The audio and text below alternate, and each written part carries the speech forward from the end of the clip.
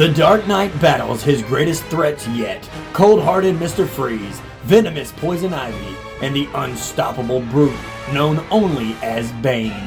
Batman finds himself at odds with his crime-fighting comrade Robin, no longer satisfied with his role as a sidekick.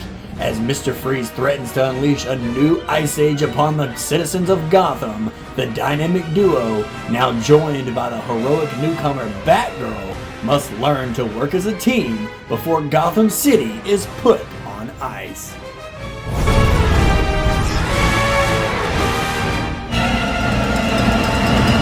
What's going on, guys? Multiverse here with yet another action figure review video, and today we're going to be taking a look at the Robin from Batman and Robin by McFarlane Toys. Starting off this video, guys, we're of course taking a look at the McFarlane packaging, and it is of course that traditional black, white, and blue, but over on the side of the box it is a beautiful red color. However, the box still looks the same with the open face window and DC Multiverse and Robin's name right here in the front. With all that said, guys, let's go ahead and move away from the packaging or the photos and take a closer look at Robin himself. So right here, guys, is the boy wonder himself, Dick Grayson's Robin from Batman and Robin. And I must say, in figure form, this is a chef's kiss Robin if I've ever seen one. I absolutely love this suit from that goofy movie, and it's probably one of my favorite Batman films, all because of just how campy and stupid that it really is. And it really was just a treat to sit down and watch that movie over and over again with my brother growing up, and we just laughed our butts off when this movie was on, and especially with the bat nipples. Like even in figure form, they are there. I absolutely love this figure. I think they did an amazing job, and it just in figure form, the black with the red really does work. However, in some cases, like at first glance, it kind of looks like the red leans more to like an orangish brownish color. I just really feel like it should have been like a deep, like saturated red that actually popped. So I might put some brush strokes on it, change the red up. But this has to be one of my all-time favorite Robin suits, being that it's like a combination of the Nightwing suit but with a cape. With all that said, guys, let's go ahead and move away from the figure himself and take a closer look at the accessories that he came with.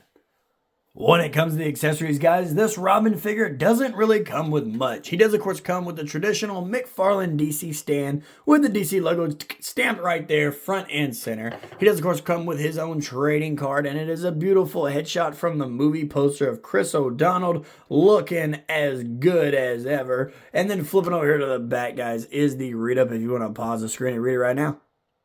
Always give you guys that little bit of a second. And then he, of course, comes with some freeze effects, being that this Build-A-Figure is Mr. Freeze. I love that we're getting some freeze effects, and they are beautifully detailed and are sculpted to actually hook onto the figure. However, I really do wish we would have got something other than just the freeze effects for Robin and Batman and Poison Ivy and Batgirl. Like, they literally start these movies off with them grabbing their arsenal and just all of their different gadgets. So like, for him not to come with a grapnel gun or a batarang, it is kind of disappointing. However, I'll learn to live with it because I cannot wait to see what this Mr. Freeze figure looks like when he's fully assembled. And before we move on, guys, I do, of course, have the arms, but we will take a closer look at these whenever we build it and he gets his own video. With all that said, guys, let's go ahead and move away from the accessories and zoom into the figure himself to take a closer look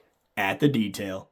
In terms of the detail, guys, I absolutely think McFarlane knocked this one out of the park. Starting off with the head sculpt, the hair, I know he had that little buzz cut, but I do actually like it with it kind of looking like he's got some slicked back hair. And the face sculpt is beautifully modeled after Chris O'Donnell, and it does look just like him. And here now, guys, looking at his chest plate, I do love that it is that iconic body armor that we have seen from those movies, and it does look amazing. And then, you know, he's a little shiny for my taste, but then again, they wear rubber suits, so it does still make sense. Like, I do think he is just a little too glossy, especially when the light hits on it and just bounce right off. I think it's just a little too glossy. Going out here now, guys, looking at his utility belt, I do just love the black on black ensemble he's got going on. I do think like it just looks amazing. And then going down here, guys, looking at the boots. I absolutely love the detail of the boots. I love that he gets his little symbol into his shin plates going on here. I guess you can call them his knee plates because they're almost connected there,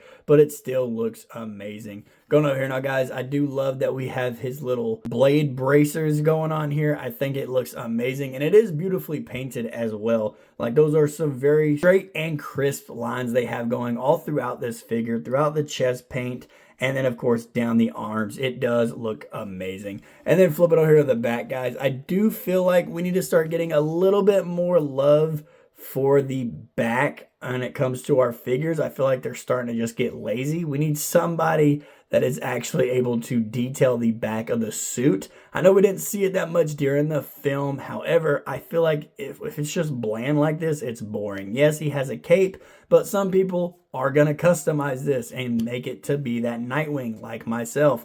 And when we rip this cape off, we want a little bit more detail going on in the back. And then he, of course, does have the rubber buttocks, but this cape, I do love the shortness of the cape. It is very much a classic representation of what it was in the film, and I do love all the wrinkles and how it flops off from the wind, and it does look amazing.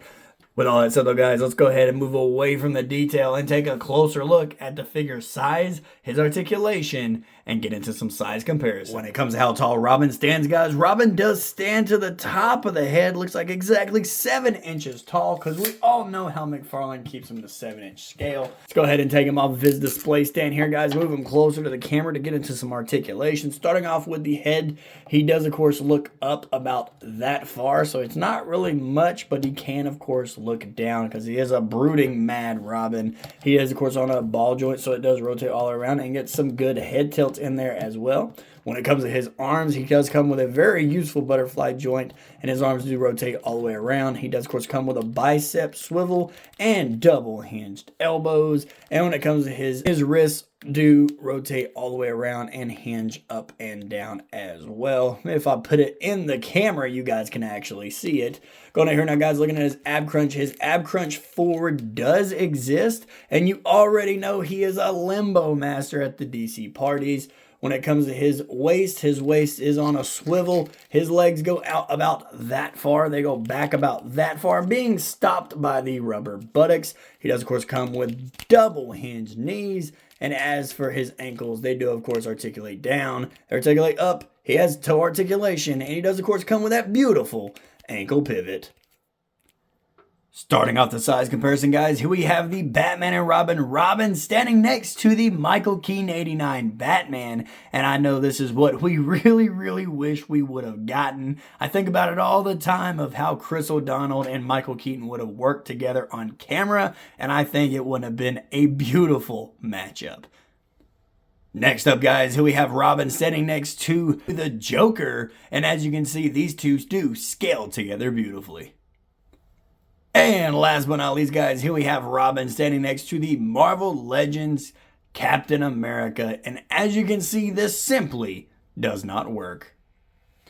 Alrighty, guys, and there you have it. Another action figure review video in the books on my channel for you guys to enjoy. When it comes to my final review on this Chris O'Donnell Robin, I'm going to have to give him a solid 8.5 out of 10. Don't get me wrong, this figure is beautifully detailed and it does look amazing. However, I just can't overlook the fact that we didn't get any accessories with this guy. I feel like we've been spoiled by McFarlane before with what we've been seeing as of lately with accessories and actually, you know, interchangeable heads and interchangeable hands. But for this figure to come with nothing but the Build-A-Figure piece and the card and the base stand, I just feel like it was kind of a cop-out on it. However, it is still a beautiful figure and he's going to go front and center on this shelf. To all this other, guys, don't forget to hit the like button and subscribe if you are new. We try to put up at least 2 videos a week for you guys to enjoy.